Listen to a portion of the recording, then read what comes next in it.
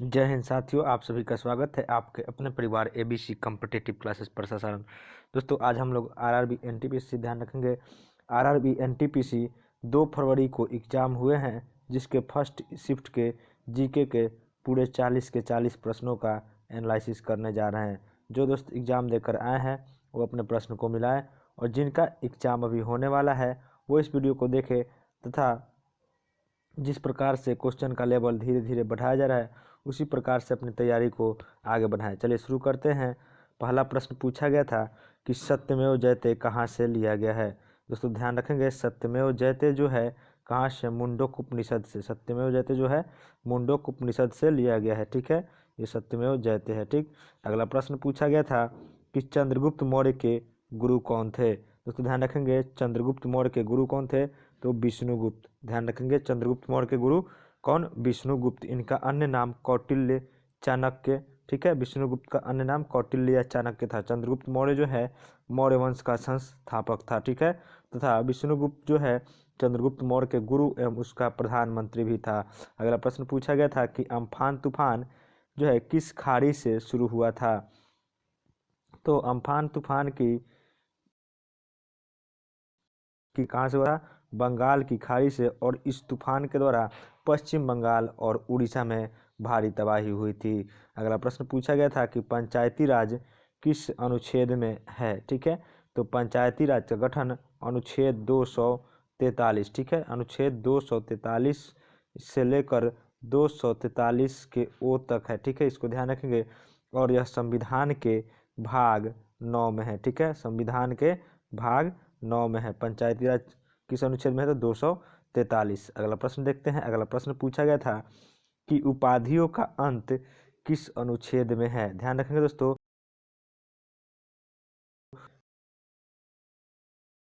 18, जो कि मौलिक अधिकार एक है। ठीक है, मौलिक अधिकार भाग 3 और अनुच्छेद 12 से 35 में है। ठीक है, ध्यान रखेंगे, और 12 से 35 में अनुच्छेद 14 से 18 के बीच जो है समानता का अधिकार है। ठीक है, समानता का अधिकार। ठीक, अनुच्छेद 14 में जो है समता का अधिकार। ठीक है, और अनुच्छेद 15 में धर्म, वंश, मूल, जाति के वंश पर जो है विभेद का अधिकार, और अनुच्छेद 16 में जो है लोक निवेदन में समानता। ठीक है, और अनुच्छेद 17 में जो है अस्पृश्यता का अंत है। ठीक है, उसी प्रकार उपाधियों का अंत अनुच्छेद 18 में है। ठीक, चलिए अगला प्रश्न पूछा गया था कि कांग्रेस का पहला अधिवेशन कहाँ हुआ था। दोस्तों ध्यान रखेंगे, कांग्रेस का पहला अधिवेशन मुंबई में। ठीक है, उस समय इसका नाम बम्बई हुआ करता था। ठीक है, कांग्रेस का पहला जो है गठन 28 दिसंबर 1885 को, जिसके प्रथम अध्यक्ष व्योमेश चंद्र बनर्जी और दूसरे अध्यक्ष दादा भाई नौरोजी, जिसे ग्रैंड ओल्ड मैन इंडिया भी कहा जाता है। तथा इसका पहला अधिवेशन कहाँ हुआ था, मुंबई में। ध्यान रखेंगे, ठीक है, गोकुलदास संस्कृत तेजपाल विद्यालय में। अगला प्रश्न पूछा गया था कि भारत छोड़ो आंदोलन के समय ब्रिटेन के प्रधानमंत्री कौन थे। दोस्तों ध्यान रखेंगे, भारत छोड़ो आंदोलन के समय ब्रिटेन के प्रधानमंत्री विंस्टन चर्चिल थे। कौन थे, विंस्टन चर्चिल, और इन्हीं के द्वारा जो है महात्मा गांधी को अर्धनग्न फकीर भी कहा गया था। तथा विंस्टन चर्चिल जो है द्वितीय विश्व युद्ध के समय भी ब्रिटेन के प्रधानमंत्री थे। तथा भारत की आज़ादी के समय ब्रिटेन के प्रधानमंत्री कौन थे, तो भारत की आज़ादी के समय ब्रिटेन के प्रधानमंत्री क्लाइमेट एटली, और 1857 के विद्रोह के समय ब्रिटेन के प्रधानमंत्री जो है आपके कौन थे, पामस्टन। इन सभी को ध्यान रखेंगे, इससे भी प्रश्न पूछे जाते हैं। अगला प्रश्न पूछा गया था कि प्रिंटर की स्पीड किस में मापी जाती है। दोस्तों ध्यान रखेंगे, प्रिंटर की स्पीड जो है पीपीएम में, प्रिंटर की स्पीड किस में, पीपीएम में मापी जाती है, यानी कि पेज पर यूनिट। ठीक है, पेजेज पर यूनिट, यानी कि एक पेजेज पर मिनट, एक मिनट में जो है कितने पेजेज को जो है छाप सकती है प्रिंटर, उसे ही इस प्रकार इसका स्पीड को गणना करते हैं पीपीएम में। ठीक है दोस्तों, चलिए देखते हैं अगला प्रश्न। अगला प्रश्न जो है कि पारा का अयस्क कौन सा है, यानी कि पारा का अयस्क या पारा को अन्य किस नाम से जाना जाता है, तो सिनेबार। ठीक है, मर्क्यूरस सल्फाइड भी इसे कहते हैं, या सिनेबार। ठीक है, ये सिनेबार नहीं है, सिने बार। अगला प्रश्न पूछा गया था कि OMR में, ठीक है, ओ का फुल फॉर्म क्या होता है। OMR में ओ का फुल फॉर्म क्या होता है, तो ऑप्टिकल मार्क रीडर। ठीक है, यहाँ पे एम का फुल फॉर्म आपको बता देगा, तो ओ का पूछा गया था, तो ऑप्टिकल मार्क रीडर। ठीक है, जिसका भी पूछा गया था आप लोग जरूर सही किए होंगे। ओ से ऑप्टिकल हो जाएगा, एम से मार्क, आर से रीडर। ठीक, अगला प्रश्न देखते हैं। अगला प्रश्न जो है, कुष्ठ रोग उन्मूलन के लिए 2018 का गांधी शांति पुरस्कार किसे दिया गया था? तो कुष्ठ रोग उन्मूलन के लिए 2018 का गांधी शांति पुरस्कार योही ससाकावा किसे दिया गया है? योही ससाकावा, जो कि एक जापान के व्यक्ति थे। ठीक है, इसको भी ध्यान रखेंगे। अगला प्रश्न पूछा गया है कि ओलंपिक में तैराकी में सबसे ज़्यादा स्वर्ण पदक किसके द्वारा जीता गया है? तो ओलंपिक में तैराकी में सबसे ज़्यादा स्वर्ण पदक जो है माइकल फेल्प्स के द्वारा, किसके द्वारा जीता गया है?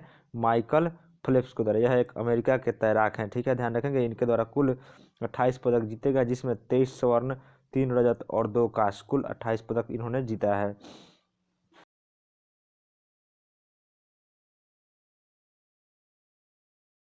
अगला प्रश्न देखते हैं कि PMKVY, ठीक है, PMKVY जिसका फुल फॉर्म होता है परंपरागत कृषि विकास योजना, इसकी शुरुआत कब की गई थी? तो PMKVY परंपरागत कृषि विकास योजना की शुरुआत जो है सन 2015 में की गई थी। दोस्तों, यदि आप हमारे चैनल पर नए हैं तो चैनल को सब्सक्राइब कर लेंगे, बेल आइकन को दबाएंगे, जिससे कि आपको वीडियो की नोटिफिकेशन मिलती रहे, और वीडियो को अपने दोस्तों में भी शेयर करते रहेंगे।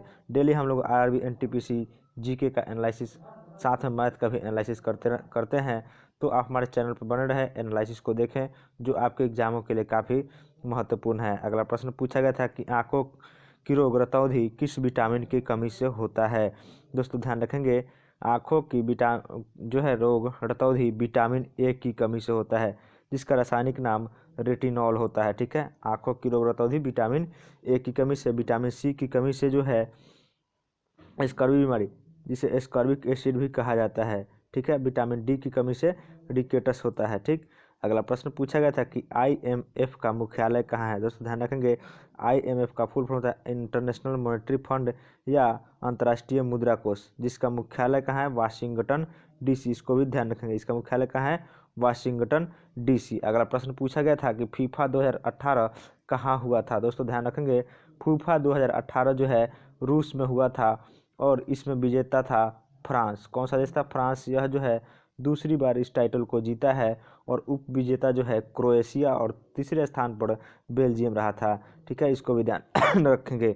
और फीफा 2022 जो कि कहाँ होगा? तो ये आपका कतर में होगा। ठीक है, जिसका फुल फॉर्म होता है federation of international football association. अगला प्रश्न पूछा गया था कि नीति आयोग की स्थापना कब हुई थी? दोस्तों, ध्यान रखेंगे, नीति आयोग की स्थापना योजना आयोग के स्थान पर 1 जनवरी 2015 को की गई थी। ठीक है, और इसकी घोषणा 13 अगस्त 2014 को कर दी गई थी।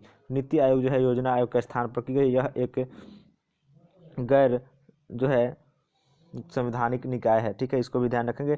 और योजना आयोग की स्थापना 15 मार्च 1950 को की गई थी, जिसके अध्यक्ष जो हैं प्रधानमंत्री होते हैं। अभी नीति आयोग के अध्यक्ष प्रधानमंत्री नरेंद्र मोदी, और आपके इसके CEO अमिताभ कांत हैं। ठीक है, और उपाध्यक्ष राजीव कुमार। अगला प्रश्न देखते हैं कि काराकोरम दर्रा जम्मू कश्मीर से जो है किससे किसको जोड़ता है? तो काराकोरम दर्रा जो है जम्मू कश्मीर से चीन में जो है भारतीय में जो है भारत ऑक्युपाइड कश्मीर का जो क्षेत्र है शिजियांग प्रांत को जोड़ता है। ठीक, इसको ध्यान रखें, काराकोरम दर्रा जो है जम्मू कश्मीर के से चीन के शिजियांग प्रांत को जोड़ता है। अगला प्रश्न पूछा गया था कि हॉर्नबिल फेस्टिवल किस राज्य में मनाया जाता है? दोस्तों, ध्यान रखेंगे, हॉर्नबिल फेस्टिवल जो है में, ठीक है, ध्यान रखेंगे। तो हॉर्नबिल फेस्टिवल जो है कहाँ मनाया जाता है? तो नागालैंड में। अभी हाल ही में त्रिपुरा में भी इस फेस्टिवल को मनाया गया है। अगला प्रश्न पूछा गया था कि सबसे कम शहरी रखेंगे, सबसे कम शहरीकृत राज्य उत्तर प्रदेश नहीं होगा, यहाँ पे HP। ठीक है, सबसे कम शहरीकृत राज्य हिमाचल प्रदेश प्रतिशत में देखें, और उसके बाद दूसरे स्थान पर जो हो जाएगा आपका बिहार। ठीक है, और सबसे अधिक पूछे तो हो जाएगा आपका गोवा। ठीक है, चलिए अगले प्रश्न को देखते हैं। अगला प्रश्न जो है कि पारा का अन्य नाम क्या है?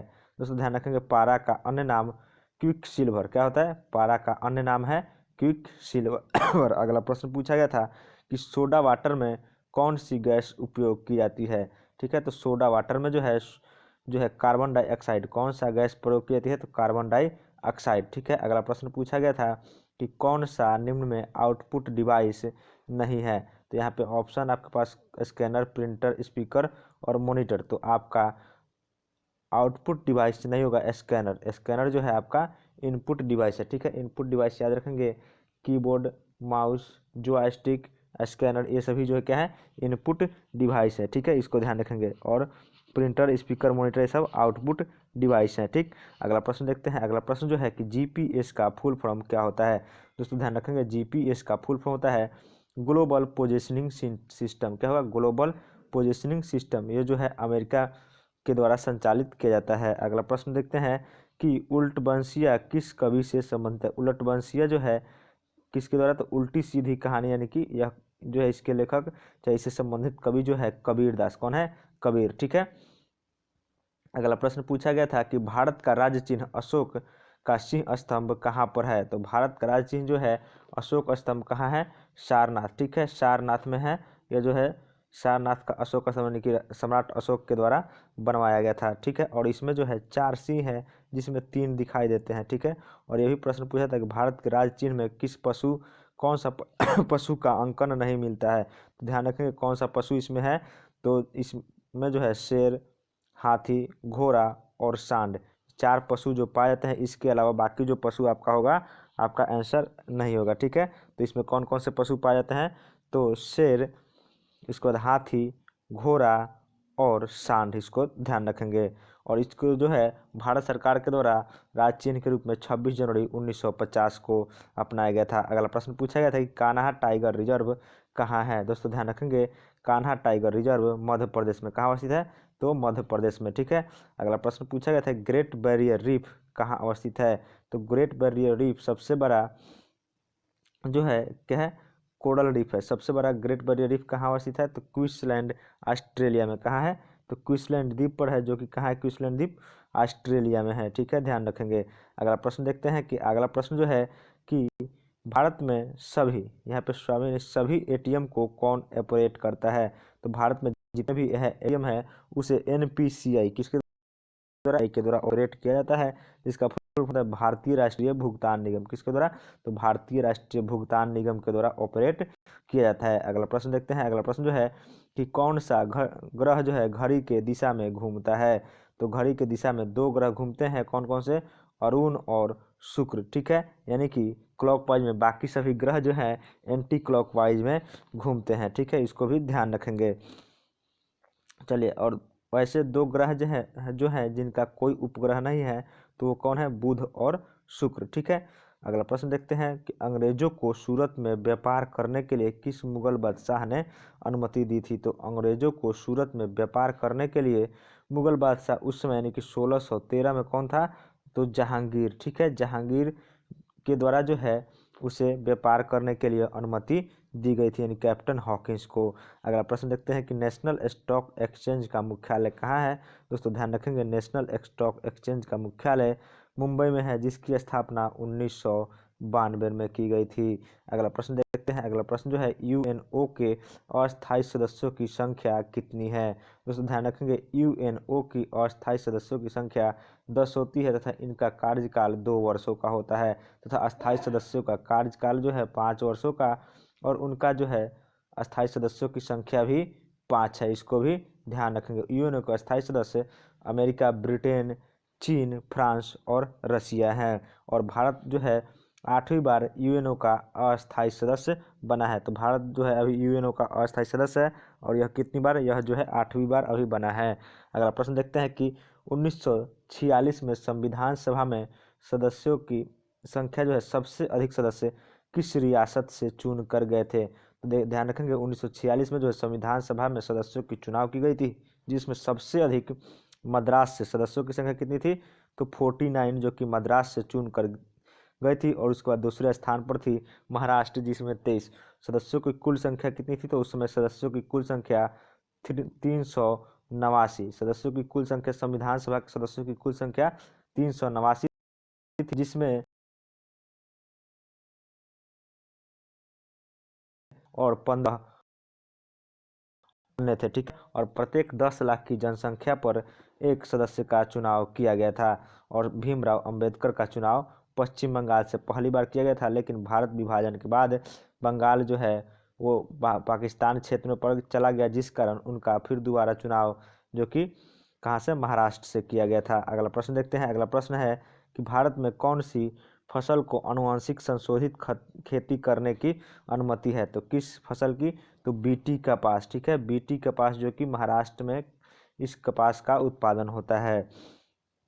अगला प्रश्न पूछा गया था कि मालगुडी डेज पुस्तक के लेखक कौन है। तो मालगुडी डेज और स्वामी एंड नारायण पुस्तक के लेखक, ठीक है, कौन है, तो R.K. नारायण, ठीक है, मालगुडी डेज पुस्तक के लेखक R.K. नारायण। ठीक, अगला प्रश्न पूछा गया था कि कच्छ के रण में से गलत कथन बताना था। तो जहाँ पे इसका गलत कथन वहाँ है, कौन सा था, तो यह एक मीठे पानी की झील, जो कि यह कथन गलत था। ठीक है, इसको भी ध्यान रखेंगे। अगला प्रश्न देखते हैं। अगला प्रश्न पूछा गया था कि ईज ऑफ डूइंग बिजनेस कौन जारी करता है। दोस्तों ध्यान रखेंगे, ease of doing business world bank यानी विश्व बैंक के द्वारा जारी किया जाता है। ठीक है, और इसमें भारत का स्थान 63 है। ईज ऑफ डूइंग बिजनेस में भारत का स्थान 63वां है। प्रथम स्थान पर आपका न्यूजीलैंड है और द्वितीय स्थान पर सिंगापुर है। ठीक है, ध्यान रखेंगे, ease of doing business report जो है विश्व बैंक के द्वारा जारी किया जाता है। अगला प्रश्न पूछा गया था कि भारी जल का उपयोग किस में किया जाता है। तो भारी जल का उपयोग दोस्तों न्यूक्लियर रिएक्टर में। ठीक है, भारी जल का जो है परमाणु द्रव्यमान जो कि 20 होता है और इसका जो है फॉर्मूला होता है D2O यानी ड्यूटेरियम ऑक्साइड। ठीक है, चलिए देखते हैं अगला प्रश्न। अगला प्रश्न जो पूछा गया था कि खाद्यान्नों के उत्पादन में और वही क्रम में दर्शाना था, यानी कि घटते क्रम में। तो भारत का स्थान जो है खाद्यान्नों के उत्पादन में सबसे अधिक खाद्यान्न जो है चावल का, उसके बाद दूसरा गेहूँ, तीसरे पर मोटे अनाज, चौथे पर मक्का। ठीक है, इन सभी का उत्पादन इस क्रम में किया गया है। जो आपके ऑप्शन में हो उसे आप सही कर सकते हैं। दोस्तों वीडियो अच्छी लगी हो तो दोस्तों में शेयर कीजिएगा। चैनल पर नए हैं तो चैनल को सब्सक्राइब कर लेंगे, बेल आइकन को दबाएंगे, जिससे कि आपको नए वीडियो की नोटिफिकेशन मिलती रहे, तथा वीडियो को एक लाइक जरूर करेंगे। Thanks for watching.